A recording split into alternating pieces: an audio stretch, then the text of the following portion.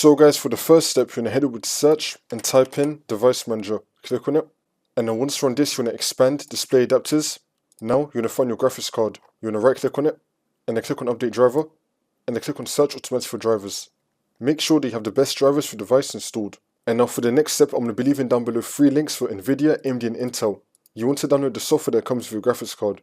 For me, I have an Nvidia graphics card, so I've got the Nvidia app. And then once you're on our software, you're going to click on the driver tab. Now you're going to click on check for updates.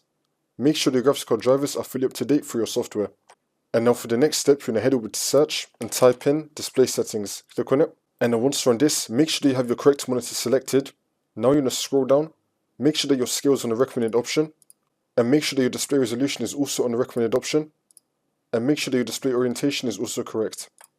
And then once you do all of that, the problem should now be fixed. If it's still not fixed though, I'm going to be showing you 3 more methods that we can try. So for the next method, you're going to head over to search and type in Minecraft. If you got it from the Microsoft Store, you're going to be having this right here, app settings. You're going to click on this.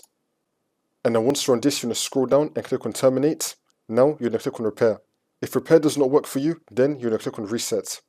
And now for the last method, you're going to head over to search and type in add or remove programs. Click on it. And then once you're on this, you're going to scroll down till you find Minecraft. Here it is. You're going to click on the 3 dots, click on uninstall. Then you want to uninstall it. Then you just want to reinstall it again from wherever you got it from. Like from the Microsoft Store or from the Minecraft website.